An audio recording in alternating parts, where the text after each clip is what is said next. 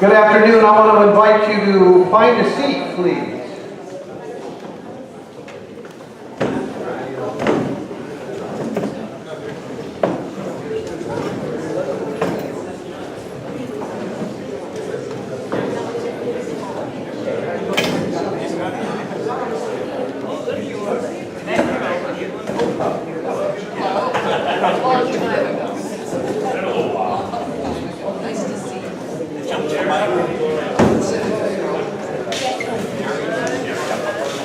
I want to welcome you to First United Methodist Church. My name is Steve Lundeen. I'm the pastor here, and we're glad to be able to host this event today. We are open for the neighborhood 6 days a week, Sunday through Friday. We open up at 6 a.m. in the morning, provide breakfast, and a place to be in safety, usually in this room. We also have a computer room and rooms for 12-step groups. We provide lunch every day but Saturday at 11:30. So this issue of homelessness is very near and dear to our hearts here. So we're glad to be sponsoring this. Should you need a restroom today, if you go out the back door out there, you'll find a men's room and a women's room in the hallway out there. Okay? Thanks for being here.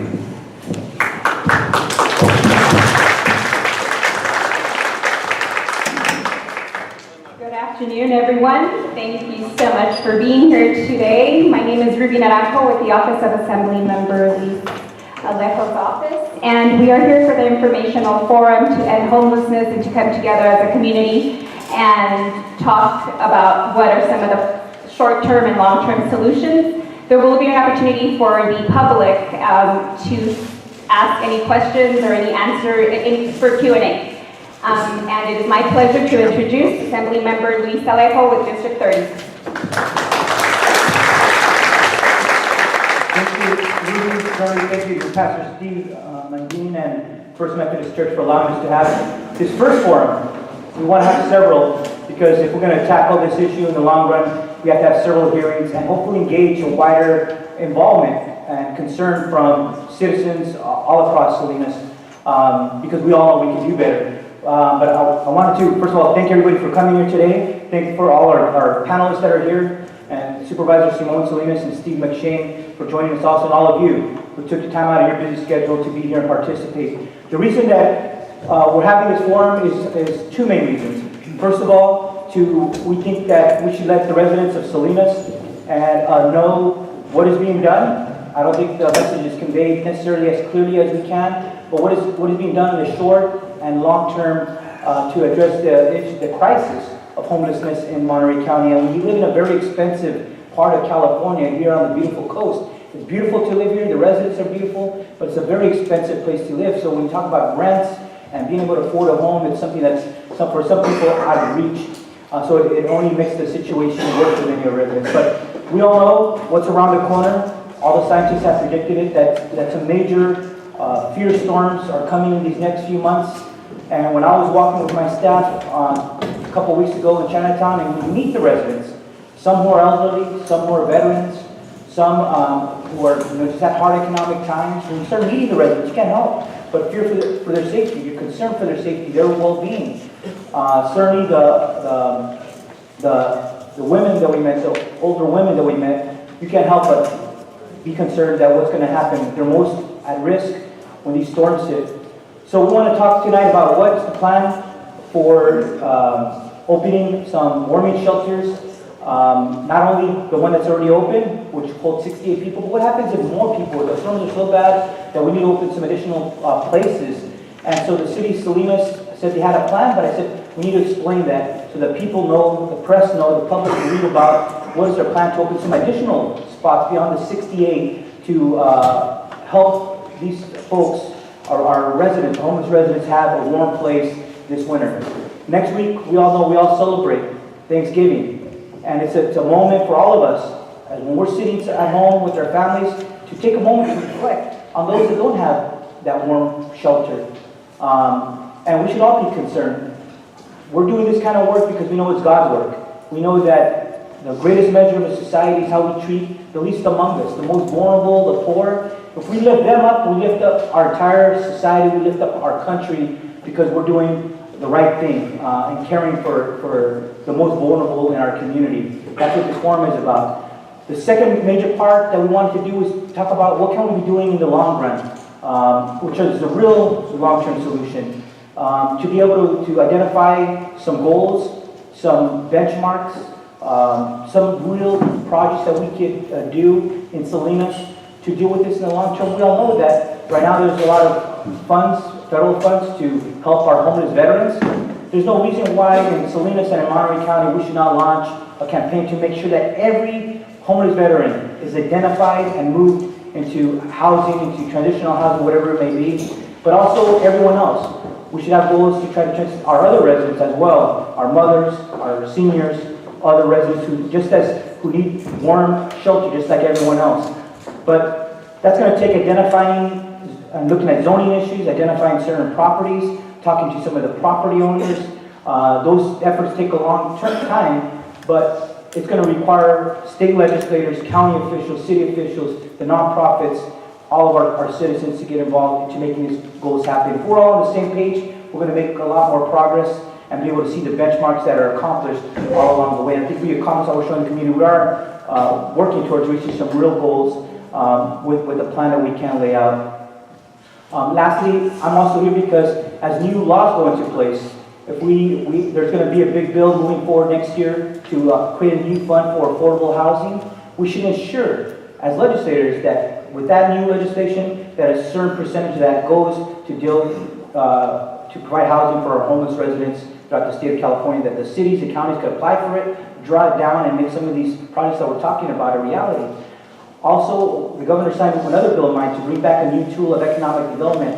25% gets set aside for affordable housing. It's called the Community Revitalization Investment Authority. Salinas and other parts of the Central Coast are going to move forward to create these new redevelopment agencies. But 25% gets set aside for affordable housing. And so as we talk about some of these projects, some of that money should be kept in mind that we're going to use that to realize some of these projects also. So that's what today's about. But again, it's not it's not the folks up here or myself talking about it. At the end of this forum, we have time for residents, some of our homeless residents, community members at large, to give your ideas, so we can start taking down notes, getting your input, and hopefully that from today we should build a larger effort here in Salinas to really have a compassionate and a caring approach to dealing with our homeless residents, because we all know we all can do better.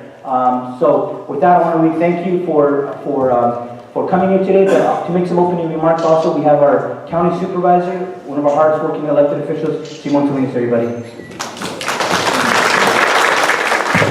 Thank you, Assembly Member. And we thank the panelists, folks, for letting us come in here to talk about an issue that certainly has been with us. It's not new. But I think from my perspective, which gives me hope now, is that we're all focused on it. We're saying, okay, we understand there's going to be some short-term solution. What about the long term? And for that, I think it requires everybody to make a commitment that we're going to work together. We're going to work with the consumers. We're going to help those folks that are houseless or homeless, that need a place to stay short-term, long-term. And that commitment, as the Assembly member was saying, takes time. It takes time, and it takes a willingness for all of us working together. I was just reviewing a project that they have in San Antonio called Haven for Hope, where they have a campus there. Some of you might have seen it already. They have a campus with a courtyard. When you come in and you need a place to put up your tent, they have a courtyard. You stay there because you need a place to stay, a safe place. Then you transition to the transitional housing. They've got 95 nonprofits working there, giving the substance abuse counseling, working with the folks. I mean, think about it. We could get all our heads together and figure out a way, how do we develop that similar type of campus long term? We can explore some of the options that some of our labels look at. That's why the board this Tuesday, and we heard all those folks, they're going to give you very, very valuable information, is that we commit to work with each other. We commit to working with the homeless folks that come to us and that ask to be treated with respect, that ask, let's talk about it. And I'm plain with them. I speak plainly with them. But I said, I'm going to look to you, but recognize that I can't agree with you all the time. I might disagree on some point, but other points we're going to agree. And the fact that we are talking and agreeing gets further than we've ever been before. And so that's the commitment that I'm making, that we look at ways to deal with this. And so I invite those, and I showed it to Elliot, director, so, and here's the way this community said we've got to find a different way to deal with it. The problem's not going to go away. We're going to have to deal with it, and here's a way to resolve it. So that's my commitment. I hope folks that come here, and you're here because you're committed. You want to find a better way to deal with each other in a respectful and a humane way, and that's going to be my commitment. Unfortunately, I have to leave. I'll stay here for about an hour, listen to some of the folks, but again, we'll continue talking. I've set up a dialogue with some of the advocates for the homeless, and we're gonna commit to keep talking to you and figuring out a way to solve this problem, short term and long term. It's not easy. Difficult problems are never easy, but I think we're on our way. I think to get to that point sooner rather than later, because we're here dialoguing and talking to each other. So thank you, Assembly Member. I don't know who I turned to. Thank you, Supervisor Salinas. Everyone, we have some great advocates, some of our nonprofits who are really doing some amazing work here in Salinas. And I wish the newspapers, the media could really highlight some of the amazing work that the students at CSU Monterey Bay, these folks that are up here that day in and day out, they committed their careers to help our homeless residents. We have someone to speak out. I'm just going to mention all of them, and then I'll pass the microphone over to them. First of all, we're going to have Gary Peterson from the Public Works Director of the City of Salinas, and also with him, Don Reynolds. These are the folks who are leading these efforts on behalf of the City of Salinas. We have Elliot Robinson, the Director of the Monterey County Department of Social Services. Jill Allen, the Executive Director of Northeast Place. You all know her very well. Jeff Lehner, the Program Manager at CSU Monterey Bay Service Learning Institute, and they're doing some great work. It's great having the CSU Monterey Bay have a presence in Chinatown and Salinas. Reyes Bonilla, the Executive Director of Community Homeless Solutions. And last but not least, Jorge Rojas of the Veterans Transition Center. We're going to hear from all of them. Give them a round of applause, everybody. Who's starting first? Gary? Oh. Thank you, Assembly Member. Just looking at the agenda, I saw my name and Salinas. So let me just quickly summarize what we're doing in Salinas. Just quickly, I think it was 2 Fridays ago, a Eagle Scout called me and said, tell me what Salinas is doing about homelessness.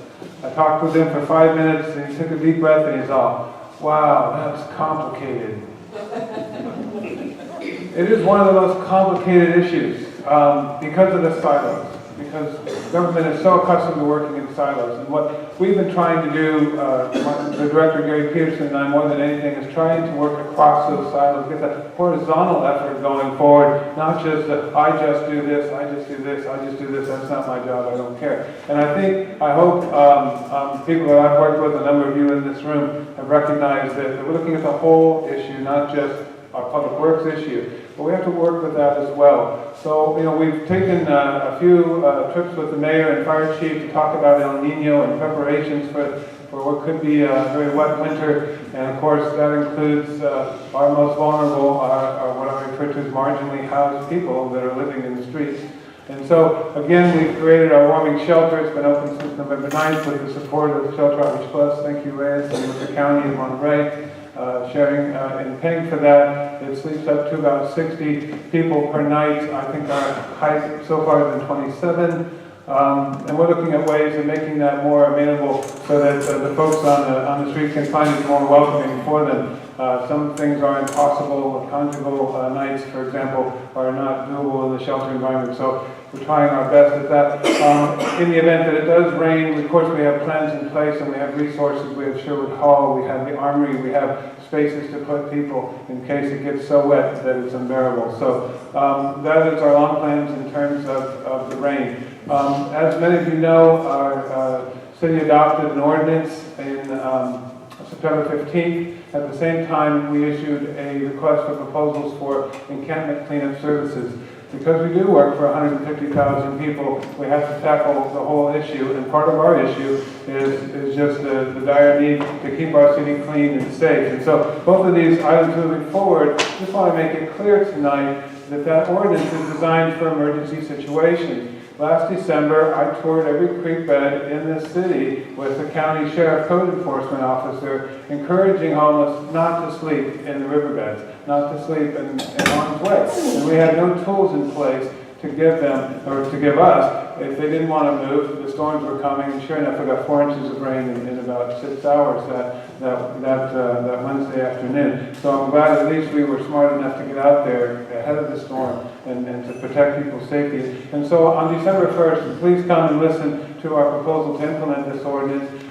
We are going to follow the same best practices that we have been following. There's an engagement and outreach effort that the County Board of Supervisors just helped us provide. That means that when we come across an encampment that needs to be cleaned up, we will first engage our service organizations and do everything we can to provide enough time to integrate and engage the people living in the camps. And then at some point, it's inevitable we're going to have to clean up the camps because that's our job. You know, I'll refer to this one lady, Lonnie. We have swept Chinatown a dozen times in the past 10 years. She's been there for some time. And just recently, we finally got her, I think, into the right care that she needs, simply because the rodents have been chewing on her toes and her ears and leaving scars. And we've been trying for years to help just one individual in Chinatown. And finally, I think we got there. But the point is that the rodents and the needles and the trash, that needs to be dealt with too. So it's a tough boat to float, but we're all in it together. And thank you for the time to clarify a few points and say a few things. Ellen, you want to say something?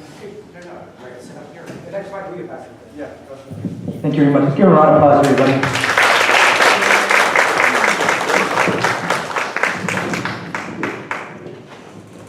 I guess I'm next on the agenda. I'm Elliot Robinson. I'm the director of Monterey County. I'm the director of Monterey County's Department of Social Services. And I think we can all agree that the challenge of people who can't afford housing, who can't find housing, and who end up living on the street is really one of the big challenges of the day. Just, you know, this morning driving into work, I was listening to National Public Radio. And the conversation this morning was national statistics, not unlike ours, where when we do our annual census, what we've seen is it's actually declined somewhat from a census perspective. But 2,300 people living on the streets or living in emergency shelters is 2,300 people too many who don't have a house that they can call their own, or a room in a house that they can call their own. And over the years, since we put into place the Leave Me Home plan to house the homeless, a lot of very good people have been working very hard to expand transitional housing, permanent supporting housing options, and we've seen growth in the housing options that are available. And that's good, but at the same time, I think everyone, at least everyone who rents, can share a story about climbing rents. And in fact, just last week, I believe, there was the apartment rent list report came out and said that from 2013 to 2014, the city of Salinas had the 4th highest rate of rental increase in California. And so an average 1-bedroom apartment in Salinas costs $1,180 a month, or a 2-bedroom costs $1,500 a month. And if you think of someone who's fortunate enough to work full-time, at, you know, unfortunately, minimum wage, right? You're looking 40 hours a week, $400 a week, $1,600 a month before taxes are taken out, although the taxes at some point will come back if you're just working minimum wage. But that's not enough to afford that apartment. And so that's, you know, at some level, the core problem that we struggle with. And once you lose housing, your ability to escape the trauma of losing housing, escape the trauma of what leads to losing housing is very, very difficult. So if you think long-term, the long-term solution is how can we use some of the tools that the Assembly members spoke of to establish housing with rents that are affordable for people, for the people who frankly are not only our neighbors, but those who work in our stores, work in our restaurants, bring us food. People who do some of the most valuable work that's around. And we haven't figured that out. Truthfully, we haven't figured that out as a country. Salinas isn't unique. California is not unique. And I think that's one of the challenges of the day is to figure out housing. And so it's wonderful to see AB2, which Assemblymember Leo offered, if he passed, it gives local jurisdictions a new tool. It's wonderful to see if there's investments in, I wouldn't use the word affordable housing. Actually, I like to use the word low-income or very low-income housing. Because too many of us work for very low wages. And when you look at an average median income, that's not what most people are living at. So long range, that's the solution. But we also have to think of, once you live on the streets and you're traumatized, things happen, right? You are dealing with a world that is not the world that many people expect. People medicate themselves. People have issues that emerge because of the trauma, because of the difficulty. So one of the things that's emerging mid-range is work through the health reform on something called health homes, which hopefully, it's not something that's going to come live next week, next month. It's probably not something that you're going to see till 2017, but is a effort that looks at people who have high-cost health needs, who visit emergency rooms a lot, and expands resources to do case management for folks on the street, who can use case management to better access services, to better access resources, and case management in transitional or permanent housing environments, so that people, once they are housed, can have the resources to stay housed from a personal perspective, not so much the financial perspective. Short term, we're working together, like Supervisor Salinas said, across, and Arnold said, across jurisdictions, and that's really is important, because no one part of the system owns it all. And that's hard work to do. But one of the things that the County Board of Supervisors just authorized yesterday is the Department of Social Services to work with the Coalition of Homeless Services Providers to at least create a platform so that when homeless services workers in the street come across someone or working with someone, they can provide a consistent assessment of need and vulnerability and feed that into a consistent referral source, so that those with some of the most vulnerable experiencing some of the highest levels of vulnerability can access the scarce housing resources that are there. So that's shorter term, that we're establishing that platform to coordinate services. In the immediate world, we do have concerns about winter weather, and every year we work to establish a inclement weather plan. And all my colleagues up here in the homeless services provider community work to expand their capacity in winter, because we understand that conditions can be dangerous. And as a Department of Social Services, actually for several years, we've worked with our provider community to say, when it's cold and wet, and that's, I know that's not everything, but when it's cold and wet, which are the most dangerous conditions, because if you're sleeping outside and your insulation, your clothing, your blankets, your sleeping bag, whatever it is, gets wet, then it doesn't insulate. And when you don't have insulation and it's cold, that's dangerous. And so what we do is we give motel vouchers to the homeless shelters, so that they don't find themselves in a position that they have to turn someone who is seeking shelter away. We ask the people they use the shelter resources first, because we have a limited supply and limited relationship with motels who will take the vouchers. But the idea is if someone is seeking shelter, we don't want them to be turned away in cold and wet.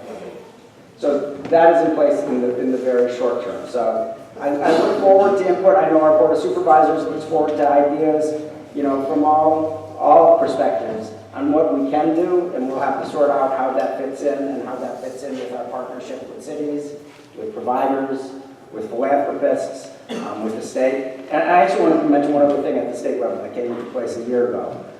That, again, just congratulations. Last year, the state authorized, I'm going to get my numbers garbled, it started off as a $20 million appropriation to house homeless families in the CalWorks programs. We were one of the lucky communities that got that, and we've done great work at bringing families who are living on the street into housing. You have to be eligible for the CalWorks program, you have to work with the CalWorks program, but bringing families in, and I'm sorry, I have one other pitch I just have to make out there. So we've addressed families to some degree. Youth services, foster youth housing services have been well served by the extension of foster care support to youth till the age of 21. One of the places where I think the challenge is very deep, and I think it's going to keep growing, is with seniors. The cost of board and care facilities makes it very hard to operate board and care facilities, or people who have medical issues. Oftentimes, there's no place they can live but the streets. And so, what we, as we look forward, thinking about the special needs of senior populations and the special vulnerability of the streets will be very, very important. So with that, I made my pitch. I'm going to pass the microphone to Jill.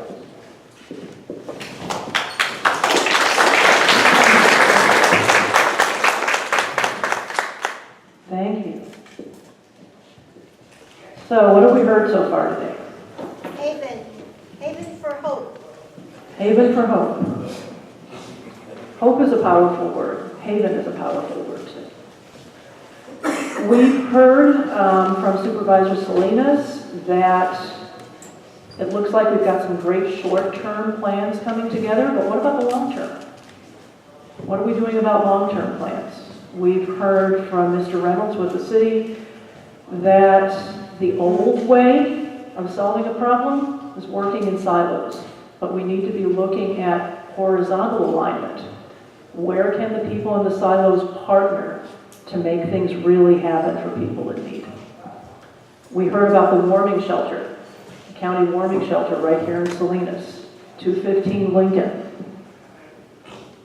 Lots of beds over there for people. But this is not a one-size-fits-all solution. This is not a problem where one size fits all. We heard from Director Robinson about trauma, how people living in homelessness are people that experience trauma on a daily basis and how debilitating that can be. Right now, I'm going to make a shameless plug for what we do at Dorothy's Place. Jeff's snickering over here because he knew I would do this. He's going to do the same thing. The reason I'm doing this is because Dorothy's Place is stepping into a new chapter of service. A lot of people in Salinas and throughout Monterey County know us as Dorothy's Kitchen because that's how we began. And we've been serving meals for people for a very long time, for over 30 years. And we are no longer Dorothy's Kitchen or just Dorothy's Kitchen. Dorothy's Kitchen is one of 4 programs. We are also able to offer a drop-in center, which is basically a day shelter that has connection to better services, things that people really need for their safety and for their well-being, as well as essential things like where to go to the restroom, where to get a shower, where to get your laundry done, how to pick up your mail, how to make a phone call, how to get hooked up with a free cell phone, that kind of thing. We have an emergency women's shelter in the evening. We sheltered over 200 women last year at different times, but 200 women last year sought us out for shelter. We have a transitional living program upstairs at Dorothy's Place. We have room for 12 people only, but it's a great program and people progress through this program. We want to serve people better. And so we have to recognize a couple of things. We have to recognize that we've got close to 250 people living the best way they can in what we would call a homeless lifestyle. That is living in tents and self-made shelters in a 2-block area in Salinas. 250 people crammed into 2 blocks. It's horrendous. It's unconscionable. How can we let that continue without helping them? So we have to think, what is it going to take to help them? It's true. Most of these people, even if they hadn't experienced great trauma before they came to Chinatown, and forgive me, my focus is very myopic, very focused on Chinatown. Because those are the people that Dorothy's Place really wants to serve. If they weren't traumatized before they came to Chinatown, after they've been there a couple of weeks, they will be. It's guaranteed. Everybody there is a victim of PTSD. I'm not trying to make excuses for anybody. I'm not trying to rationalize anybody's life choices. It's just the way it is. And we have to understand that. We have to look through that lens before we can help people, before we can understand that a lot of what they're going through is completely beyond their control. Some of it isn't. But sometimes making a choice, a simple choice, between healthier and not so healthy is difficult to make when you're a victim of trauma. We have to understand that they didn't go looking for trouble. It found them long ago. Just like it could find us. Many of us here, probably all of us here, are one little circumstance away from disaster. What we're doing at Dorothy's Place now is trying to anticipate, trying to figure out what's going to happen when the rains come. We're already stocking up on dry goods. We're already figuring out an emergency plan to keep the kitchen operating if the power goes out. We're already figuring out what to shore up so that we don't have water coming into Dorothy's Place and the other facilities that we operate out of.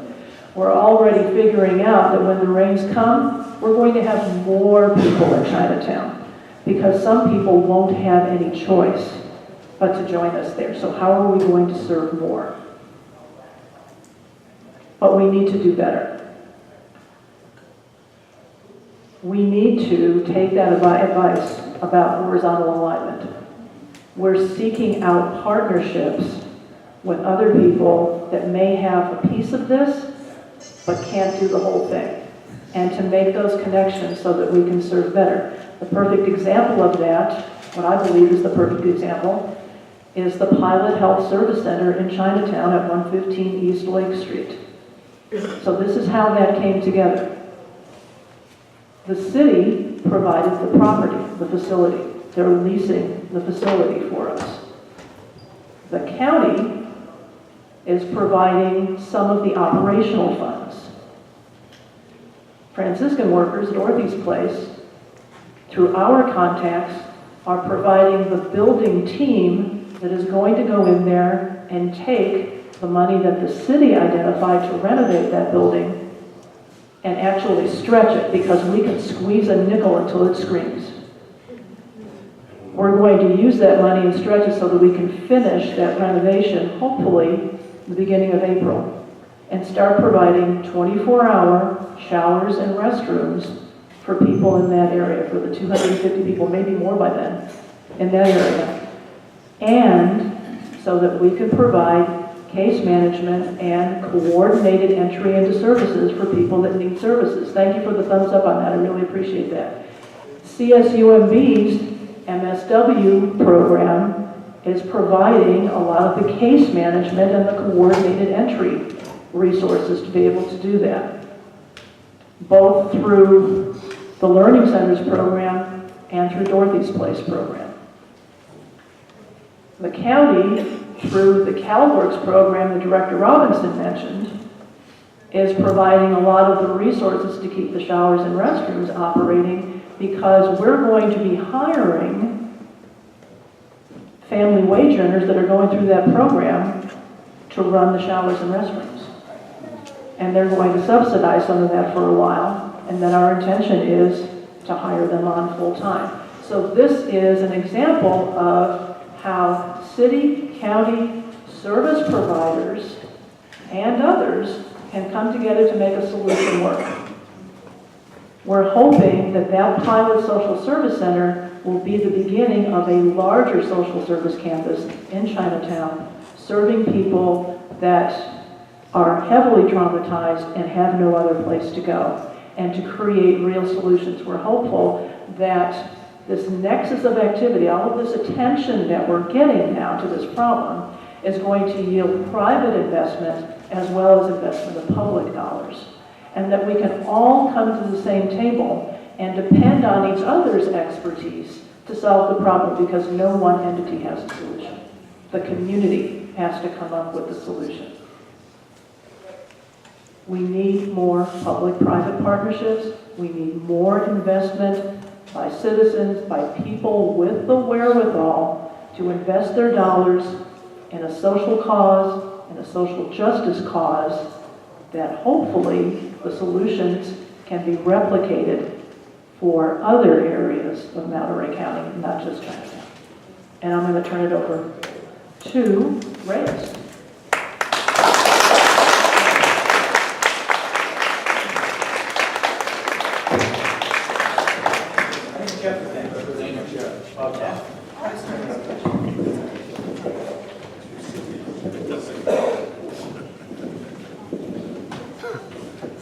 Hello everyone, I am Jeff Lehner and I am with Cal State University Monterey Bay, and sorry Ruby, my last name is spelled L-E-H-N-E-R. I didn't give her a business card, so she was winging it obviously. So thank you everyone for having us here. I'm really happy to be here, and I want to talk a little bit about CSUMB, the shameless plug, what we're doing in Chinatown. So we're there, we have the Learning Center, which is more or less a community center, and you know, homeless folks, anybody actually from outside the area can come to Chinatown if they so choose, and can use our facility for looking for jobs. We have computers there and services, and the social work interns that Jill mentioned are there as well. And then across the street we have a community garden where we are, it's used as a park space and a learning space where people can garden and learn how to garden, but we're also taking fresh produce from the garden and distributing it to folks living in Chinatown. So that's basically, in a nutshell, what we're doing in Chinatown. There are a lot of other little pieces that I won't go into, but I wanted to piggyback a little bit on what you were saying, Jill, in terms of these collaborations and alliances, and I want to mention one that you skipped that I think is really important, which is this new collaboration that you have with Rita Acosta in terms of the lone 24-hour porta potty that you have there. And the reason that I feel that one's important is because one of the pieces that I feel like I end up plugging for a lot that is missing from some of these conversations is how we can involve the people who are experiencing homelessness in the solution. And that is something that CSUMB has done in the past. So Chinatown has been kind of, you know, I'm sure most folks are aware of it. It's been kind of a no man's land where, you know, you can come there with nothing and, you know, cobble together pallets, tarps, whatnot, and boom, you've got shelter, you've got food, you've got support. Clinica de Salud is coming there with a medical van, et cetera, et cetera. So it is a place where people can come and have somewhat of, you know, a sort of basic level of survival there. As Joel and other folks have said, it's definitely a place where there's trauma and stress and, you know, bad things happen all the time. But, you know, it's the last stop for a lot of folks. And so it was back, I want to go back, I want to say 2013, where Rita Acosta and her then partner, Corey, came to us and started talking to us about the first porta potty. And we introduced to them, CSUMB introduced to them this sort of multi-location model called Flush, which is help me if I get it wrong, but it's public hygiene lets us stay human. Yeah, and so that model, it was like a cookie cutter model, became the seed of starting an intentional community there in Chinatown. And this happened on a piece of property that the city owned, which we later found out was lead contaminated. But CCMB provided sort of support to these people who wanted to take control of their lives and in a dignified way try to demonstrate that they too have capacity and the ability to contribute to the solutions of these very complex problems that we're facing. And that program ran for several months until obviously the city had to shut it down because the lead levels on that lot they're just off the charts. It's unfortunate that the story played out that way, but it was an example of what's possible and what is happening today with Dorothy's Place supporting the lone 24-hour porta potty in Chinatown, led by the homeless, right? Supported by Dorothy's, yeah.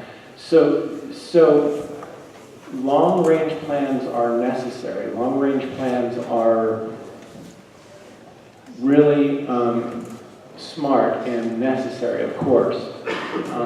But those of us who are on the front lines, many of us here on this panel are on the front lines. We have to deal with what's happening today. And you guys all know, I mean, you see it happening in the media. It's really hard stuff. What's going on, the way these changes are occurring, it affects lives, it affects people in extremely intense and visceral ways. And so I think what I'm really advocating for is looking at more creative and inclusive means for coming up with solutions that can work today. And I think, Supervisor Salinas, that's what you were suggesting with your story a little bit. So we all know that that's a Gordian knot, that's a big challenge, right? But there are solutions out there. I'm sure a lot of people are aware that in communities across the United States, these transitional encampments are proving successful. They are working. I know we don't have a place, we don't have a plan right now for how we could do one here, but we've proven with the short period of time that we had to work with the community that it can be successful and it does work. So there are other options as well, not just a tent camp, but there are vacant properties, there are property owners who can also think creative with us and try to find ways to open places and make those available. I know we're working on the vouchers and the other solutions, but working directly with landlords could be another solution as well for a temporary program that definitely involves homeless people. So CCMB has, we're a university, and so our contribution to this kind of a effort would be all that academic and scholarly infusion support to anybody who wants to think along these lines with us. So that's been our piece in this puzzle.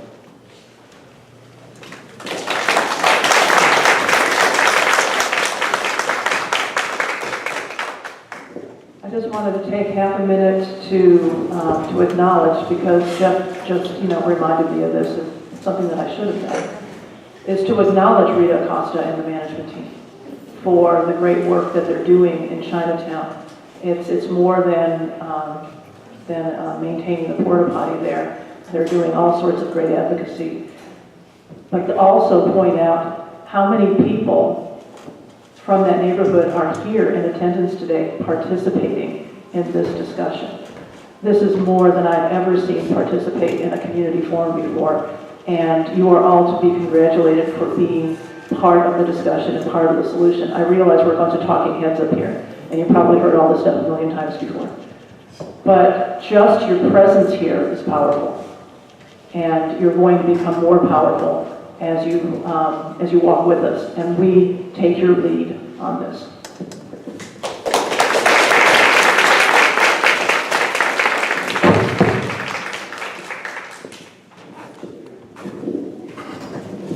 Hi everyone, my name is...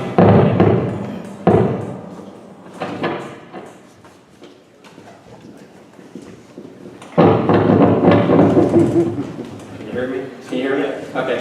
Raised within shelter. Community Homeless Solutions, we just changed our name.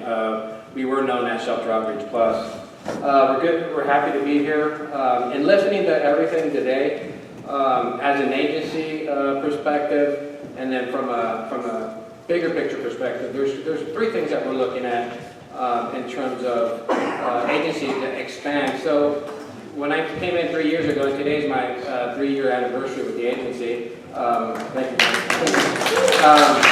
We've expanded from about 6 programs, we're going up to 10 to 11 programs now. All depends on some agreements that we're working out. One of the last ones that we're working out is with the hospital council and the 3 local hospitals to do a respite care program for homeless individuals, men and women. It's going to be a co-ed program, 6 beds, providing shelter, 6-bed shelter for those that are discharged to the streets, and in this case will be discharged into this program.